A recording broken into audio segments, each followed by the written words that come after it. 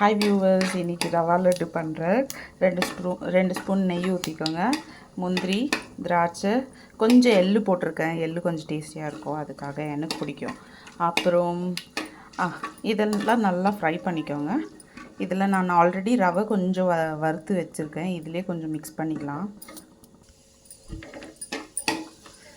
கொஞ்சம் நல்லா golden brown ஆகிற வரைக்கும் பண்ணுங்கள். நான் ஸ்டவ் ஆஃப் பண்ணுறேன்.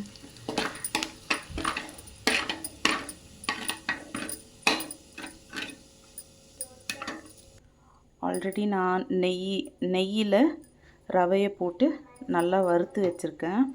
கொஞ்சம் ப்ரௌனிஷாக நல்லா இருக்குது.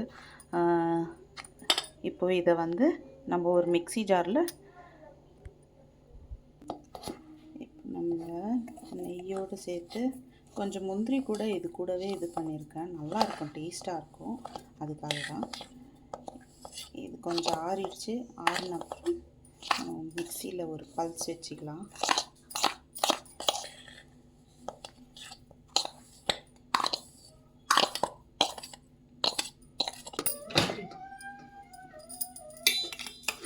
இப்போ இது கூடவே சேர்த்து கொஞ்சம் சுகர் ஆட் பண்ணிக்கலாம். இந்த மாதிரி கப்பில், சின்ன கப்பில் 1 2 நான் 3 கப் சுகர் போட்டுக்கிறேன். கொஞ்சம் நான் லிமிட்டாக தான் போடுவேன்.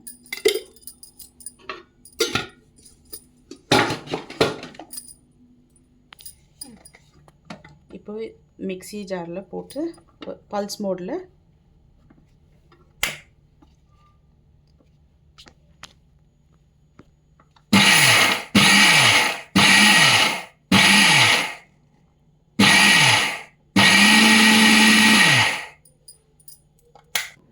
ஆல்ரெடி இதில் சூடாக நெய் இருக்குது. அதே நெய்யில் நட்ஸ் எல்லாம் இருக்குது. ஸோ இதிலே போட்டுக்கலாம். நல்லா மிக்ஸ் பண்ணிக்கோங்க. நல்லா மிக்ஸ் பண்ணி விட்டுருங்க. மிக்ஸ் பண்ணிவிட்டு சூடாக காசின பால் இருந்தால் கொஞ்சம் கொஞ்சமாக ஊற்றி நம்ம பிடிச்சிக்கலாம். லட்டு மாதிரி பிடிச்சி வச்சுக்கிட்டோம்.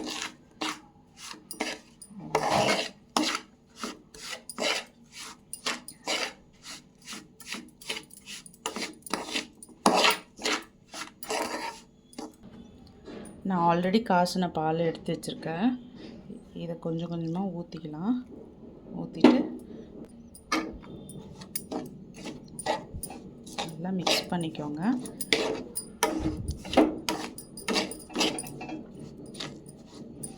நல்லா சூடாக இருக்கணும் பால் கூட. பால் நல்லா சூடாக இருந்தால் உங்களுக்கு ஈஸியாக இருக்கும் லட்டு பிடிக்க. உருண்டையாக வரும்.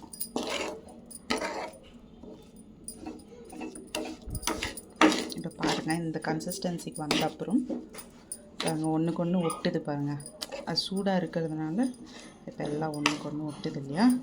இந்த கன்சிஸ்டன்சியில் நம்ம லட்டு பிடிக்க ஆரம்பிச்சிடலாம். நான் நல்லா ஹேண்ட் வாஷ் பண்ணிட்டேன். இப்போ இப்படி பிடிச்சி வச்சுக்கோங்க.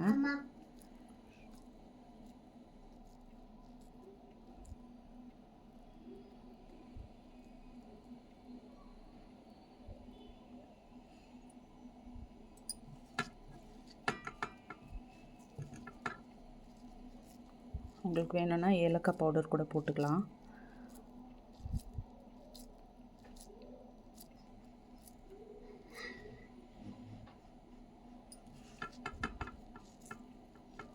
நல்லா சூடாக இருக்குது.